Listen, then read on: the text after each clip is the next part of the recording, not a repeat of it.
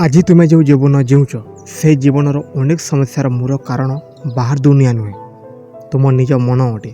मनुष्य जीवन में बड़ सफलता हासिल करने पूर्वर निजक जीतवा शिखा पड़े।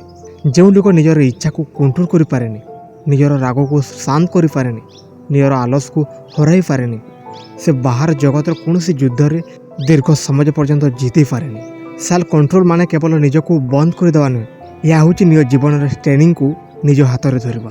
अनेक समय आम जानूँ कौन ठीक किंतु मन कहे पर करी। आम जानूँ सकाले शीघ्र उठा भल किंतु शुई रहा मन चाहे। आम जानूँ अधिक मोबाइल यूज करवा भविष्य खाईदे किंतु हाथ तथापि मोबाइल छाड़ी पारुनी। आम जानूँ रागरे कही कथा संपर्क को भांगी दिए किंतु से मुहूर्त में आम निजक रोकी पारुना। यठार बुझा जाऊँगी ज्ञान थिले मात्र जीवन बदलेनी, डिसिप्लिन और सेल्फ कंट्रोल थिले जीवन बदले।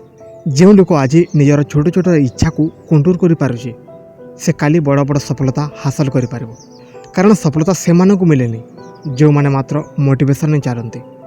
सफलता से मानकु मिले जो माने मन नथिले मध्य ठीक काम करती। जो दिन तुम निजको कहि पारिबो मोर मन एबे छाड़ीबाकु चाहूछि किंतु मु छाड़ीबिनी, से दिन तुम भीतर एक नुआ शक्ति जन्म नेब। सेल्फ कंट्रोल थिबा लोक सब बेले शांत देखा जाती। से माने प्रत्येक कथा रिएक्ट करते, से माने जानती केउटी कथा कहवाकू केउटी चुप रहिबाकू। जो लोक प्रत्येक कथार रागी जाए, प्रत्येक लोकंकर कथार भांगी जाए, प्रत्येक समस्या रे हार माने, से आउ निजको शिखुची। किंतु जो लोक भितर झड़ थिले मध्य बाहर निजको संभाली पारे, सही लोक दिन ना दिन जीवन अधिकांश युद्ध जीते। जीवन सबुठारु कठिन काम हेउची निजको कमांड देवा। अन्य मानक एडवाइस देवा सहज किंतु निज मन को डिसिप्लिन करवा कठिन। तुम्हें देखिथिब अनेक लोक निजर स्वप्न विषय बहुत कहते किंतु एक्शन नियंती, कारण स्वप्न ठारू अधिक सुविधा भल पाती।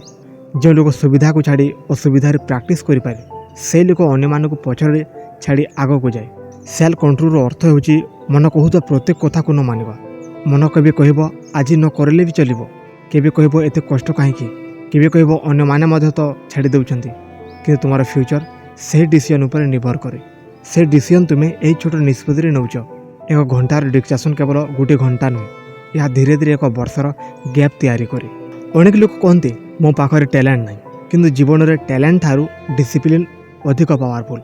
जो लोग एवरेज टैलेंट सहित निजको कंसिस्टेंट करती से अनेक गिफ्ट लोकों को पछकू छाड़ी दिए।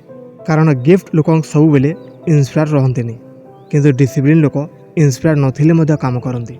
तुम जीवन को बदलवा बड़ डिसीजन दरकार नहीं, छोट छोट सेल्फ कंट्रोल दरकार। सकाले अलार्म बाजिले उठी जावा, बेकार कथार टाइम वेस्ट न करवा, राग आसिले 10 सेकेंड चुप रहिबा, दुख आसिले निजको भांगी न दवा। यही छोट छोट काम मिसी तुमर कैरेक्टर तैयारी करे। तुम जितेबेले निजको कंट्रोल करबा शिखिब सेतेबेले अन्य मानकर कथा तुमको कम प्रभावित करिवो। कारण तुम बुझीजिव सब लोकंकर एप्रुवल दरकार नहीं, सब लोक तुमको बुझीबेनी किंतु तुम्हें निज पथरे चलने शिखा पड़ो। सेल्फ कंट्रोल तुमको इमोशनली स्ट्रंग करे। कारण जो लोक निजर इमोशन सेफ नुहे से डिसीजन क्लियर नहीं पारे। जो लोक प्रत्येक मूड पर निर्भर करे से केवे स्टेबल प्रोग्रेस करि पारेनी। आज मोटिवेशन अच्छी काली नहीं, ये भली चले लाइफ डायरेक्शन हराई दिए।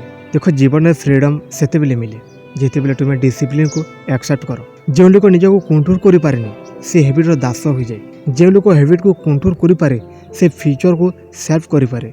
आज हो पारे तुम्हें निज सह युद्ध करुच, आलस सहित, भज सहित, डिस्ट्रैक्शन सहित, इमोशनल फैन सहित, किंतु मन रख प्रत्येक थर तुम्हें निजको जीतुच से ही मुहूर्त में तुम भविष्य शक्तिशाली होची। निजको केबे छोट भावनी, तुम भीतर एते शक्ति अच्छी जहाँ तुम एजावत चिन्ह ना कि से शक्ति बाहर से बेले जिते तुम्हें निज मन को कहब मु मोर एक्सक्यूज ठारू बड़, मु मोर दुर्बलता ठारू बड़। सेल्फ कंट्रोल प्रथम पदक्षेप होची निजको ऑब्जर्व करवा। क्यों समय तुम्हें वीक होच, क्यों हैबिट तुमको पछाकू टाणुची, क्यों थॉट तुमको रोकुची, यह जानवा दरकार। अवेयरनेस छड़ा चेंज आसेनी। तुम जीवन बड़ टर्निंग पॉइंट से दिन आसब जे दिन तुम्हें निजर मूड नुहे मिशन उपर चलवा आरंभ कर।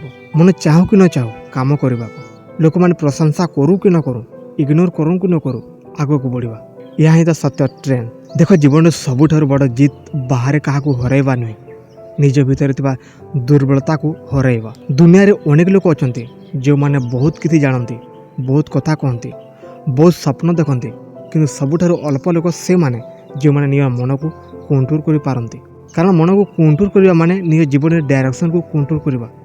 ଯେତେବେଳେ ମନ ଆଲସ ଚାହେଁ ସେତେବେଳେ କାମକୁ ବାଛିବା, ଯେତେବେଳେ ମନ ରାଗରେ କହିବା ଚାହେଁ ସେତେବେଳେ ଚୁପ୍ ରହିବା, ଯେତେବେଳେ ମନ ହାର ମାନିବାକୁ କହେ ସେତେବେଳେ ଆଉ ଗୋଟିଏ ପଦକ୍ଷେପ ଆଗକୁ ବଢ଼ିବା।